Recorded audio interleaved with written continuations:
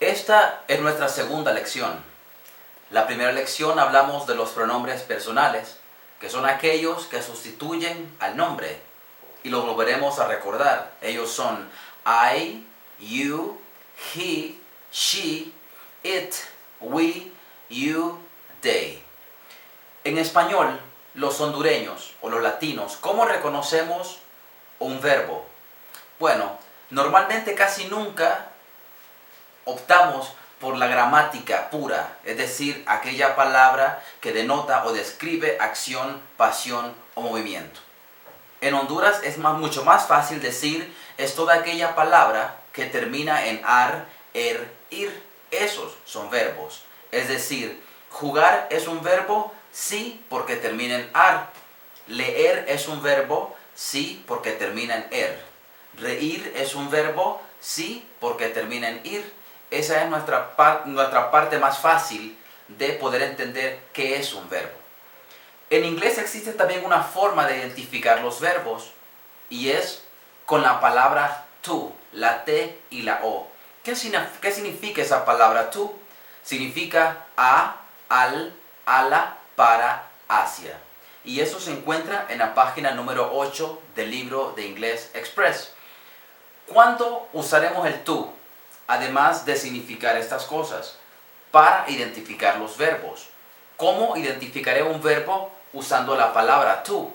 Fácil, solamente debo de adherirle o agregarle la palabra to antes de decir el verbo.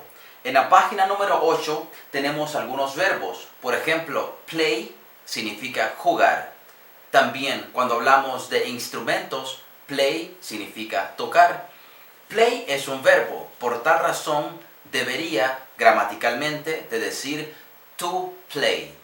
El siguiente verbo es teach. Como este es un verbo, se dice to teach. To teach en español es enseñar.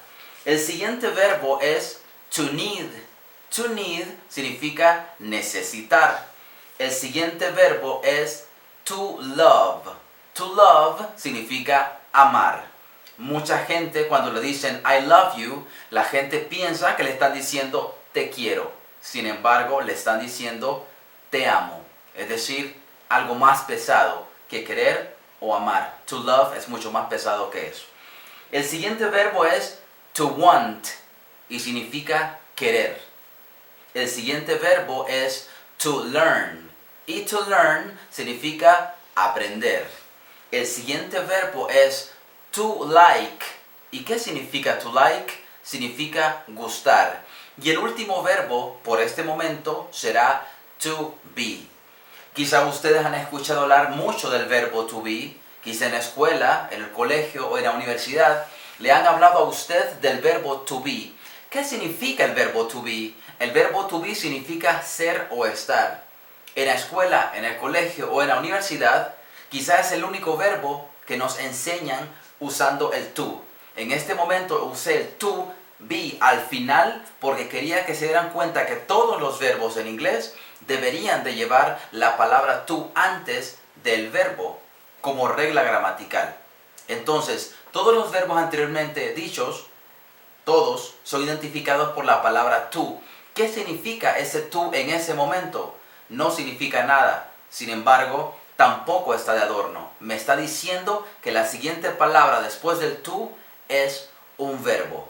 Entre tantos verbos, el to be es el único verbo de los que yo dije que tiene su propia explicación. Y en la próxima clase les diré cuál es la explicación especial que tiene este verbo to be.